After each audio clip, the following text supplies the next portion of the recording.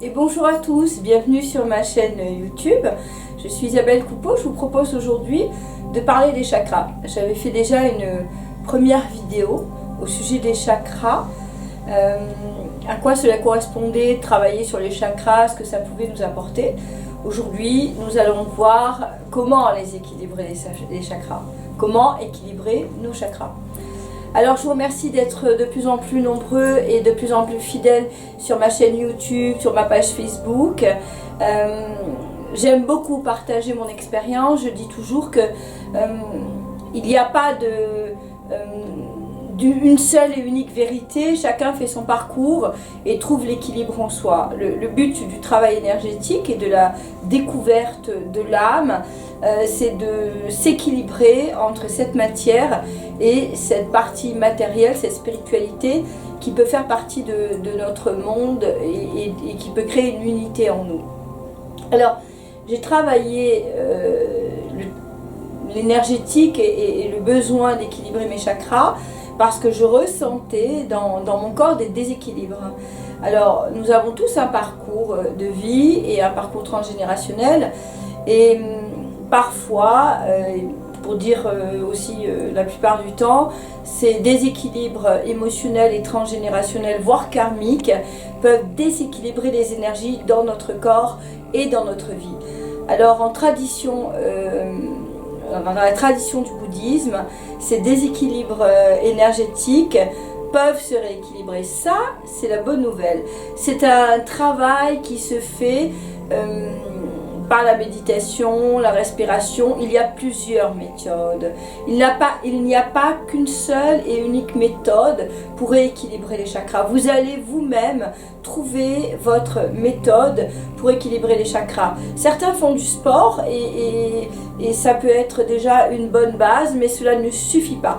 Le souffle est très important. La respiration consciente est très importante. Déjà, le simple fait de conscientiser que nous habitons un corps, que notre corps se nourrit de plusieurs dimensions, que notre corps a besoin d'éléments positifs parce que nous accumulons des chocs émotionnels, des peurs, des tristesses et bien d'autres. Alors, le travail sur les chakras va nous permettre de libérer les anciennes énergies comme des pollutions que l'on va déprogrammer, que nous allons libérer.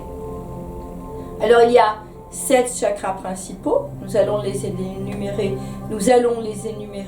maintenant. Et ils ont un rôle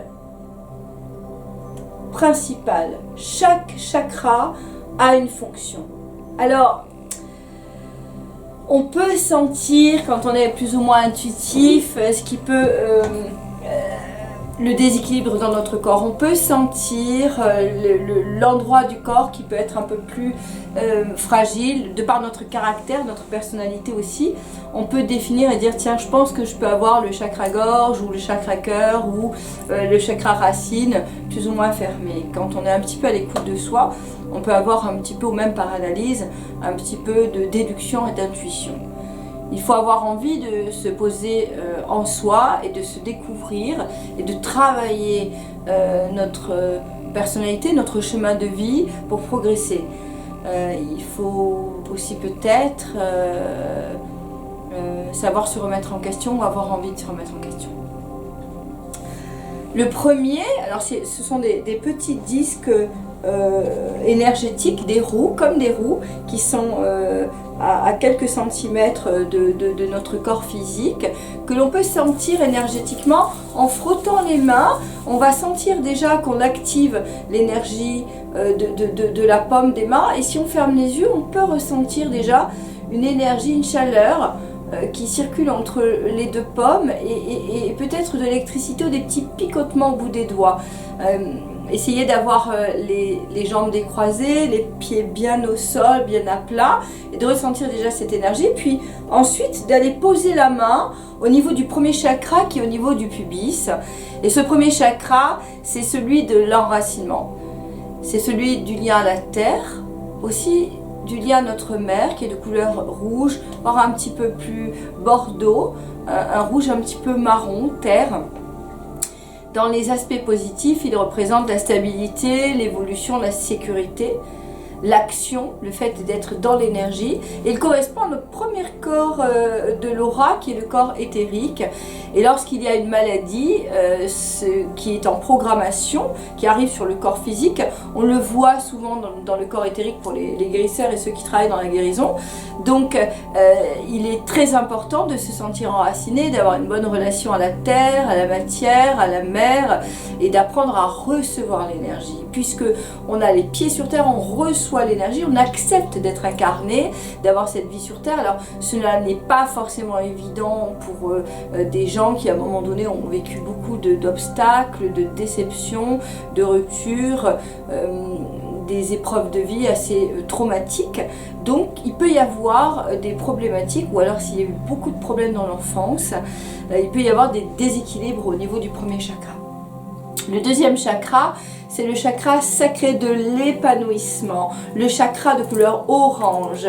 C'est l'épanouissement, la spontanéité, la créativité, la joie de vivre, l'harmonie. C'est le chakra qui correspond aussi à la sexualité.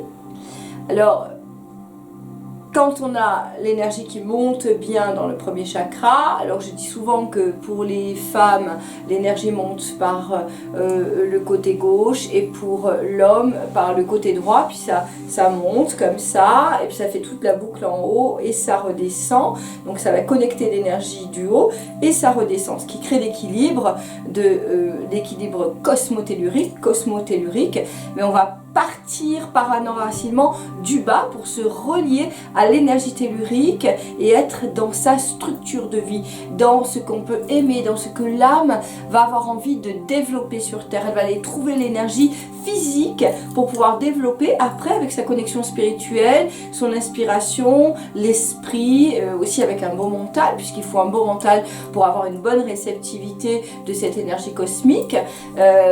Donc on va continuer avec le chakra solaire. Il faut avoir une confiance en soi. Le troisième chakra qui est là, qui est juste un petit peu au niveau de la poitrine, entre le nombril et la poitrine, il est de couleur jaune. Celui-ci, c'est celui de la volonté. Alors, souvent, les gens me disent, j'ai le plexus fermé. Effectivement, quand il peut y avoir un manque de confiance en soi ou en vous, ou qu'on ne vous aime pas, qu'on ne vous ressent pas bien, vous allez sentir votre chakra de plexus solaire se refermer. C'est un bon récepteur, le plexus solaire, des énergies qui se diffusent autour de nous ou que l'on émane ou qui vont vers nous, qui sont dirigées vers nous. Ensuite, il y a le chakra cœur. Alors le chakra cœur pour moi a deux couleurs. Il a au centre ce vert émeraude qui est l'amour de soi, ce qu'on appelle le transpersonnel. Il représente la compassion et l'équilibre entre la matière et le cosmique, et l'amour inconditionnel qui est rose. Donc quand on regarde bien avec le troisième œil, énergétiquement le chakra cœur, on ferme les yeux, je vois à chaque fois ce transpersonnel qui est donc vert émeraude, qui est parfois très très pâle parce qu'on manque d'amour de soi, d'amour en soi. On ne sait pas se retrouver à l'intérieur de soi, on ne sait pas s'aimer. Et le rose parfois qui est très ouvert parce que les gens ou la personne est davantage tournée vers l'extérieur et l'amour qu'elle peut donner aux autres. Il faut arriver à créer l'équilibre. Cela n'est pas évident, mais c'est un travail. Ensuite, on a le cinquième chakra, le laryngé, qui est de couleur turquoise, qui est le chakra de la communication. J'exprime ma vérité intérieure. Je suis authentique. J'ose affirmer ce que je pense, ce que je ressens plus profond de moi, et j'ose être dans ma vérité, exprimer ma vérité. Alors, il est souvent abîmé, parfois aussi restreint, parce qu'énergétiquement, on peut être aussi influencé par d'autres facteurs de communication extérieure, puisque l'entourage, ne veut pas forcément que l'on exprime cette vérité, où certaines personnes ont plus de capacité à exprimer, donc cela referme. Et puis pour ne pas blesser, souvent on n'ose pas dire notre vérité. Cela peut être dans les choses les plus anodines du quotidien, sur ce que l'on a envie de manger, de voir à la télé, en programme ou pratiquer en activité. Lorsque l'on est à deux, si notre conjoint ou nos amis ont un peu plus de personnalité, on laisse toujours les autres décider. Le chakra peut alors être un peu plus fermé. Il y a maintenant le chakra du troisième œil, qui est normalement assez développé et ouvert chez les médiums, qui est chakra de l'intuition de couleur indigo.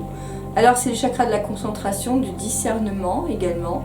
Il est indigo avec parfois un petit filet blanc et déjà argenté, puisque celui du dessus aussi a un beau filet argenté et blanc. Mais là, on peut aussi percevoir un beau filet argenté lorsqu'il y a l'équilibre vraiment qui se fait du discernement dans la spiritualité, dans les choses de la vie, dans la dualité, mais également dans la connexion avec l'au-delà. On a un beau filet blanc avec un magnifique indigo tout autour. Alors ce chakra, c'est le chakra de la concentration également, lorsque l'on fait des études ou que l'on est en concentration pour travailler, pour réfléchir ou pour mettre des concepts en place, pour trouver une solution dans une situation. Il y a maintenant le 7e chakra, l'indigo, qui est légèrement au-dessus de la tête, à quelques centimètres, qui est le chakra du père, de la connexion au père. Alors la relation marquante avec le papa dans notre incarnation joue un rôle dans cette ouverture de chakra ou cette fermeture, dans la croyance ou non à la vie en nous, en ce qu'il peut y avoir aussi au-dessus et autour de nous. Et c'est le chakra de la divinité, de la conscience et de la spiritualité.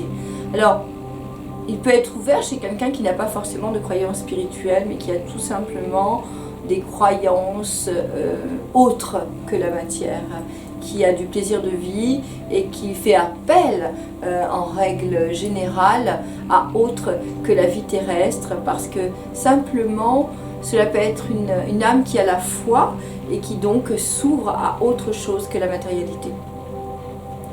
Pour travailler les chakras, il y a déjà un exercice très simple qui est de se poser en extérieur, en nature, près d'un arbre et de sentir, d'imaginer des racines qui poussent sous nos pieds. On laisse alors ces racines descendre dans la terre et rejoindre des racines que l'on peut imaginer, on peut visualiser ces racines et on laisse alors monter l'énergie dans notre corps physique par les pieds. D'abord votre pied de réception, si vous êtes une femme, c'est le gauche, si c'est un homme, c'est le droit, et puis après on laisse le deuxième pied recevoir l'énergie.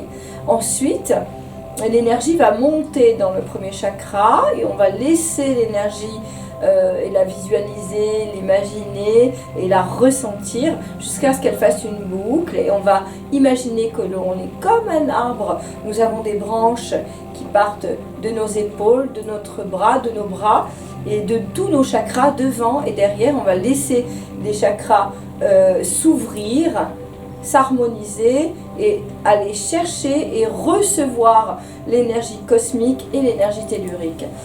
Accompagné d'une bonne respiration consciente, en inspirant profondément par le nez, la bouche fermée, et ensuite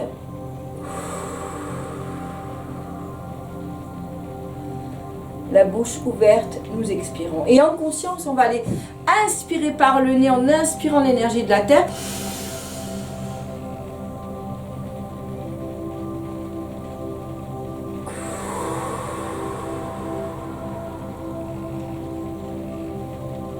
Et on imagine simplement qu'à l'inspire, nous recevons l'énergie cosmique. Et simplement, on va voir ce qui se passe. En conscience, on inspire profondément, tranquillement, en imaginant un mouvement énergétique qui part de la terre, qui rentre en nous, puis en expirant, on reçoit toute l'énergie cosmique. Ça, c'est le premier exercice tout simple, où vous pouvez faire 7 inspires, et 7 expire, en pensant à chaque fois à chacun des chakras. En pensant et en demandant à ce que vos chakras s'ouvrent et libèrent les énergies négatives, comme on va nettoyer, faire la vaisselle, simplement. Il y a un deuxième exercice que j'aime beaucoup, qui est l'exercice du son de la première syllabe de votre prénom. Alors moi c'est I, pour Isabelle. Et là, vous pensez simplement que la fréquence partant de votre cœur va simultanément se connecter sur le haut et sur le bas. Elle part de votre cœur avec l'intention de tout réaligner et d'aller chercher l'énergie de la terre et du ciel en même temps. Donc vous vous mettez dans un espace tranquille, vous pouvez doucement mais assez fermement prononcer la première syllabe de votre prénom. Vous le faites 3 fois pour un premier exercice, puis 7 fois en pensant à ce que tous les chakras soient harmonisés. 7 étant aussi également un chiffre clé. Il y a également simplement les ohms. Les ohms sont utilisés par les Tibétains, par beaucoup de moines. En Inde, il a pour fonction de connecter les énergies cosmiques et telluriques. J'utilise le Aum qui fait également sur un plan vibratoire sonore une résonance avec l'univers. Cela veut dire je demande à l'univers et à ma présence immatérielle de venir nettoyer, harmoniser par l'énergie de mon cœur, mon namasté, mon être intérieur à la terre, en conscience avec la terre. Ça veut dire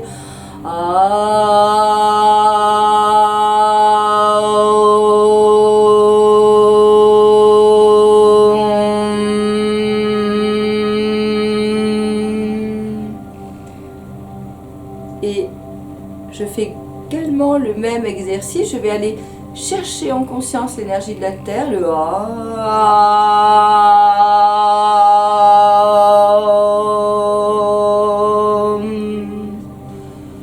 et je pense à cette connexion qui, passant par mon cœur, va aller maintenant recevoir l'énergie cosmique.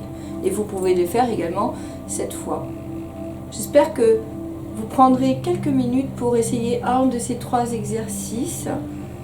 Et puis vous trouverez peut-être la clé pour commencer à travailler sur vos chakras.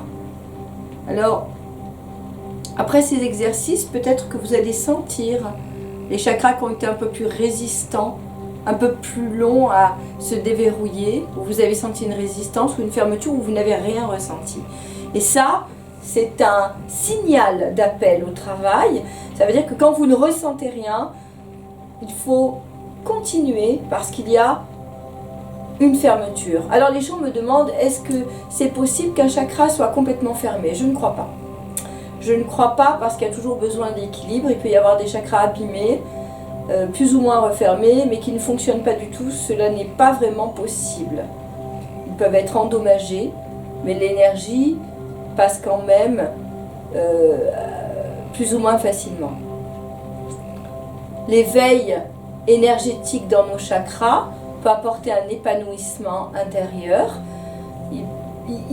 Le travail sur les chakras a pour fonction de nous libérer des émotions négatives, des peurs, des ressentiments, des traumas qui ont pu être vécus dans cette vie transgénérationnellement et dans des vies antérieures.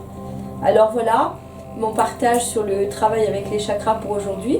Je vous remercie de m'avoir suivi, de me suivre sur ma chaîne YouTube. N'oubliez pas, si vous avez aimé, de liker en bas, juste en bas, là, le like, et de liker aussi ma page Facebook et de partager également cette petite vidéo. Je vous remercie et je vous dis à très bientôt.